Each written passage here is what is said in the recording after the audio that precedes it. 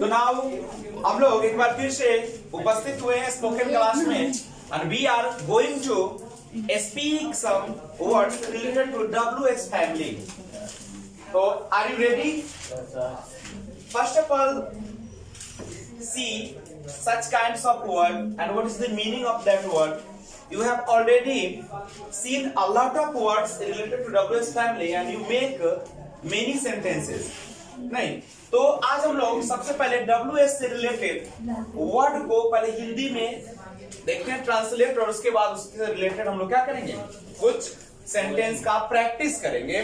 तो आइए, ये वर्ड आप कई बार स्पोकन क्लास में देखा भी है और यहाँ पे गौर कीजिएगा, हु जो कि कौन या किसका के सेंस में भी कभी कभी यूज किया जाता है, लेकिन इसकी सबसे बड़ी मेरिट है कि यह जब भी यूज किया जाता है whenever it is used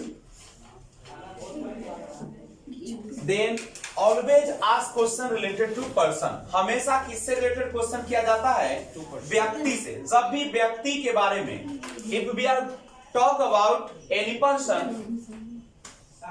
who is then always use WH family who.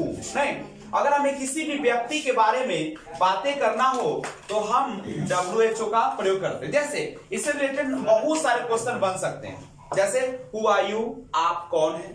नहीं, पूछ सकते हैं कि who is your favourite leader, who is your favourite teacher, who is your favourite friend, and who is your best friend. इस तरीके से पूछ सकते हैं. तो हु से रिलेटेड क्वेश्चन आपके दिमाग में आनी चाहिए. नहीं, सेकेंड है जिसे हम हुम बोलते हैं. हुम यानी किन्हें, जब आप किसी दूसरे के बारे में जानना चाहते हैं.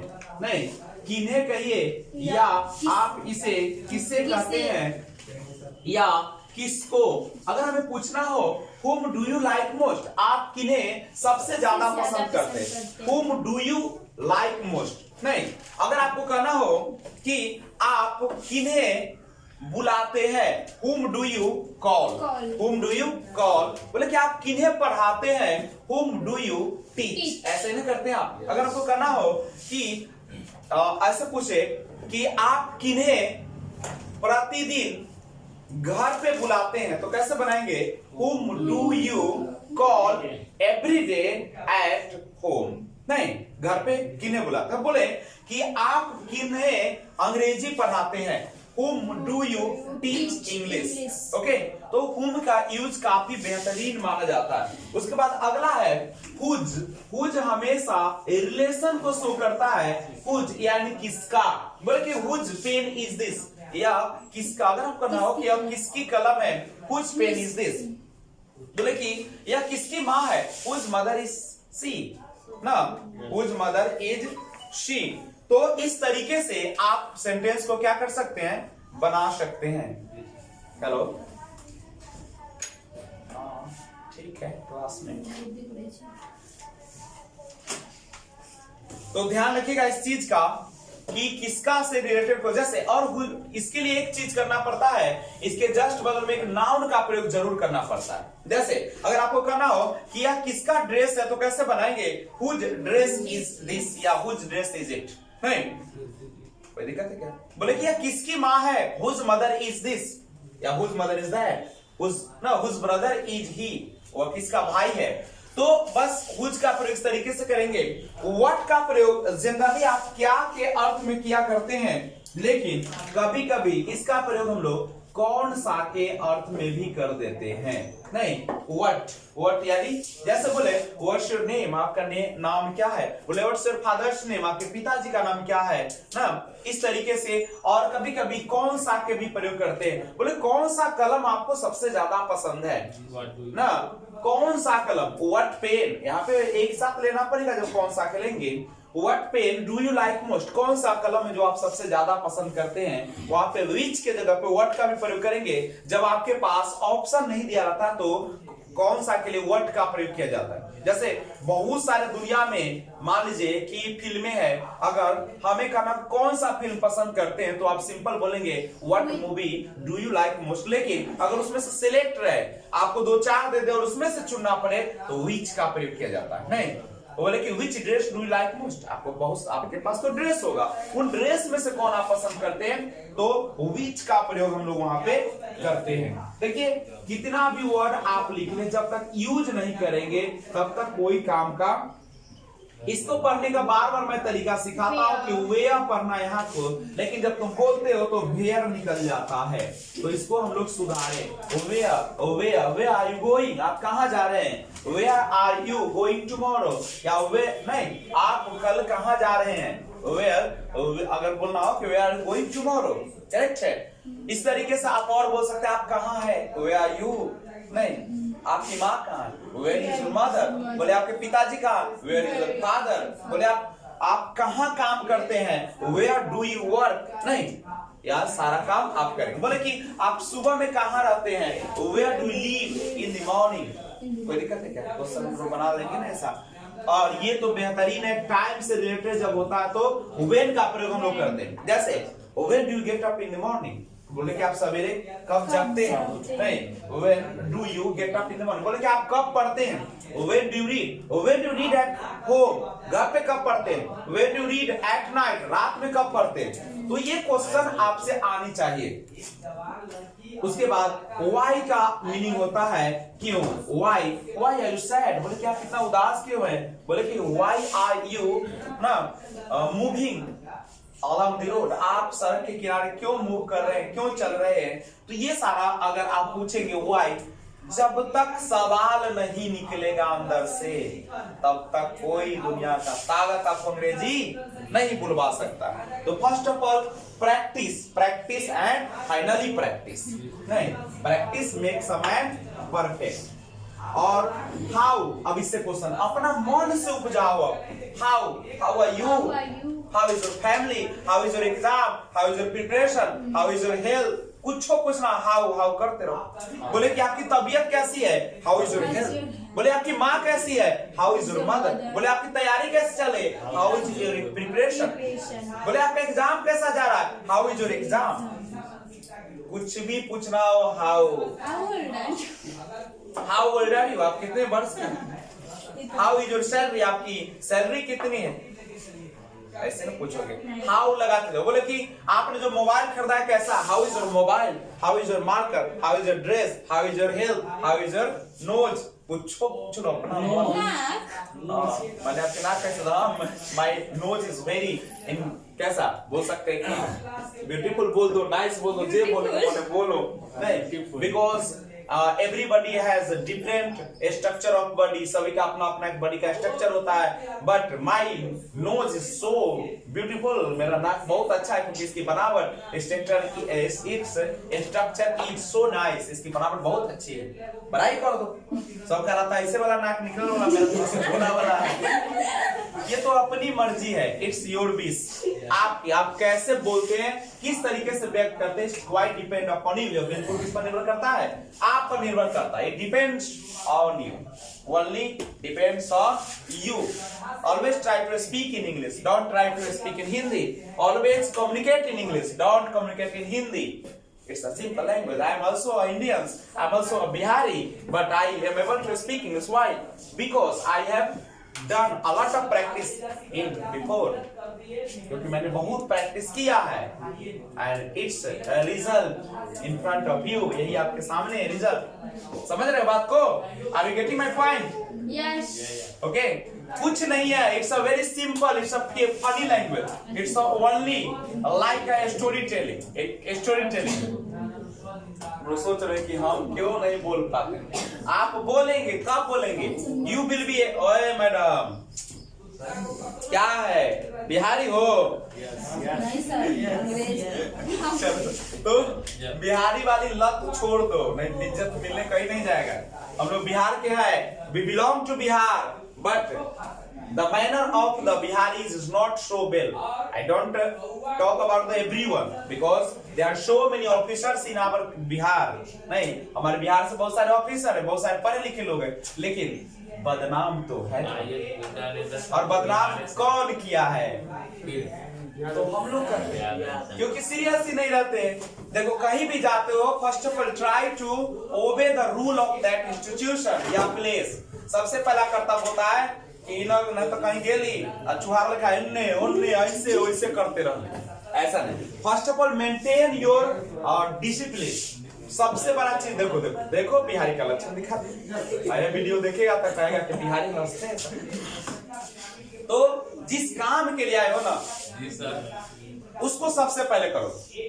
First of all do that work that is very necessary for you, जो आपके लिए सबसे ज्यादा जरूरी है। समझ गए? एक तरफ इसका हाथ कट रहा है, एक तरफ खाना बन रहा है, तो पहले हाथ कटवा के देखेंगे, पहले खानवे के देखेंगे। तो हम लोगों का सबसे पहला कर्तव्य अभी जो बन रहा है कि हम लोग सबसे ज्यादा इंग्लिश कम्युनिकेट करें। We communicate in English with your friends. आप दोस्तों के साथ जब आते हो तो क्या करो, कोई टॉपिक उठा लो, बोलो नहीं कि please tell me something about your school, your family, your house, your introduction. बहुत सारा चीज है, बोलोगे तब ना मेरे कहने से कुछ होगा। हम तो ऐसे रोज आएंगे, डेली बकर बकर करेंगे, वीडियो बन जाएगा, वीडियो रिलीज हो जाएगा, टाइम पूरेगा, पैसा मिलेगा, लेकिन तुम्हें क्या मिलने जा रहा है? तो हाउ मेनी का मैंने प्रयोग किया था, कितने कहो चाहे कितना कहो, लेकिन मैंने कहा था कि ये उसी के लिए यूज होगा जो काउंटेबल होगा। जैसे अगर आपको पूछना हो कि कितने परिवार में सदस्य है, आपके परिवार में कितने सदस्य है, how many members are there in your family. बोले आपके कान में कितने, सॉरी आपके बाल में कितने जूरा लगे हुए हैं, how many juras in your hair are there का प्रयोग करें। नहीं तो हाउ मेनी का प्रयोग तभी करेंगे जब आपके पास कोई नाउन ऐसा हो जिसको गिन सकते हैं। अच्छा बोले, जैसे मैं गुड्डी जी से पूछता हूँ कि गुड्डी जी बताइए, अगर आपसे पूछा जाए कि आपके नहीं ऐसे बोले कि आपके जो परिवार है उसमें कितने, बोले कि बर्तन है, तो कैसे बनाएंगे? बर्तन को तो काउंट कर सकते हो, how many pots are there in your family. आपके परिवार में कितने बर्तन है। बोले आपके आसपास कितने पेड़ है, how many trees are there in your surroundings. आपके आसपास सराउंडिंग्स। कुछ समझ में आ रहा है? सत्यनारायण भगवान की पूजा हो रहा है। तो ये हम लोग किसके साथ करेंगे? काउंटेबल नाउन के साथ करेंगे, बस याद रखना है। काउंटेबल, अगर पूछना हो कितना पानी है तो हाउ मेनी मत कर दीजिएगा, हाउ मच, क्योंकि पानी को गिन नहीं सकते हो, तेल को गिन नहीं सकते हो। लड़की ध्यान क्यों नहीं देते हो? कब तक होगा? एक सब कब तक चलेगा?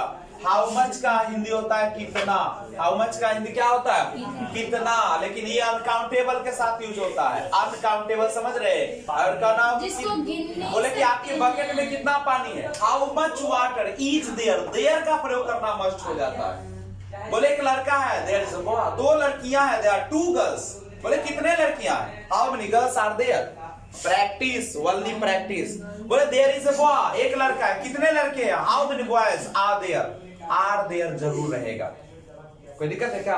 हाउ मच का प्रयोग अनकाउंटेबल से बोले कि कितना तेल है इस बोतल में, कितना तेल है, how much oil is there in this bottle. समझ रहे? तो अगर कहना हो कि बकेट में कितना पानी है, how much water is there in this bucket. कोई दिक्कत है क्या? बोले कितने पानी की जरूरत है, कितने पानी की जरूरत है, तो हाउ मच वाटर ना टू नीड हो जाए, जरूरत के लिए नीड का प्रयोग करते हैं। तो हाउ फार, उसके बाद हम लोग यूज करते हैं हाउ फार। अब हाउ फार का हिंदी होता है कहां तक। कहां तक, कहां तक मतलब समझ रहे हो ना?